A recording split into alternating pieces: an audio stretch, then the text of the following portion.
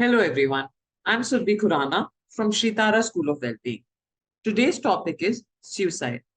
Why do people commit suicide? When you hear that someone has suicided, you feel sad and start wondering what must have led this person to take this huge step? A person commits suicide only when he feels no one understands him. The parents of the person who's no more must have never thought that their child can do this.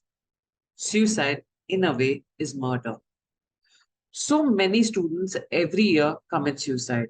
Then who is to blame for these suicides? Parents cannot be blamed. Neither can the person himself be blamed. He was so alone, so anxious, so depressed that he took his own life. But there is a murderer behind each suicide. Murderer, in the case of suicide, is society. Now, we can't change the society, but each individual can work on themselves so that they don't become so anxious, so sad, or depressed that they commit suicide. Parents feel the saddest when their own child ends their life, and they sometimes even feel guilty for not being there for them.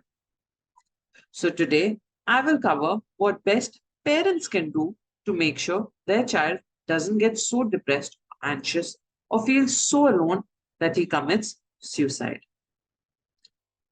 If you scold or hit your child for something, then they stop being open with you. They stop communicating.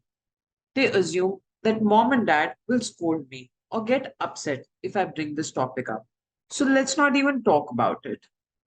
Society might be the murderer in case of suicide, but the agent of the society are the parents.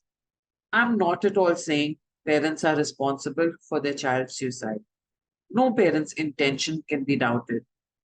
Each parent does the best he can for their child,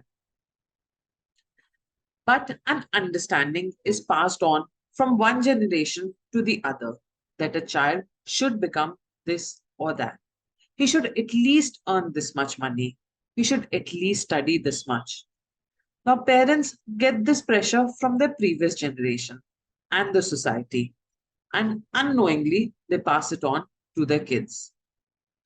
The practical thing a parent can do is to not ignore anything your child says. If he or she is crying or shouting or is sad, ask him, why is he behaving like this? And be there for him to listen to him in a non judgmental way. What's more important than improving your child's behavior and language is that he should not be in any kind of emotional or physical stress. And if your child is in some kind of physical or emotional danger or stress, he must tell you. But parents waste so much time and energy in improving their child's behavior or the way he speaks that instead of being there for the children, they create an added pressure. And parents are not there to create pressure, they're there to help their children. I'm not saying that it's the parents' fault, but parents don't have the clarity on what needs to be said and how it needs to be said to their own children. And they end up getting frustrated by their own kids and end up saying just about anything to them, which is definitely damaging for a parent child relationship. I'm not saying if you deal in a better way with your child, your child will never misbehave or your child will do exactly as you say. This is an impossibility. All I'm saying is if you want your child to do something or behave in a certain way, tell him with reason that why do you want him to do that. You will have to repeat your reasons again and again and again. And if the reasons are clear and you have a good relationship, then chances are your child will listen to you. If you're not clear, then you will not be able to convey it to your child with conviction. When parents praise their child on getting good grades and become sad when their child doesn't score well, then even if parents don't say it clearly to their child, their sadness says it all. Kids can see it in your eyes, they can see it in your body language. With kids, we have to do things at their pace. We, as parents, should enjoy with them. Early childhood memories, whether they are good or bad, create a lasting impression. That is, you remember them for a long time. So when kids are hit or scolded, they feel a disconnect. Child feels traumatized when you scold him or hit him. In the state of trauma, either the child freezes or wants to run away from there. Or if you keep scolding or hitting your child for every little unimportant thing, then he becomes so used to being scolded or hit that it doesn't work on the child anymore. And instead, the parents start feeling helpless as they don't know what more to do now. Now, you as a parent must be feeling, then what else should I do? How can I not scold my child when he misbehaves so much? I only scold or hit my child when he irritates me so much that and when he becomes unmanageable and embarrassing in front of others. What you have to do is tell your child whatever you want to tell him without scolding him. Keep two things in mind. Number one, always talk to your child respectfully. Number two, treat them like a complete human being, like yourself. Don't mistreat them just because they're your children.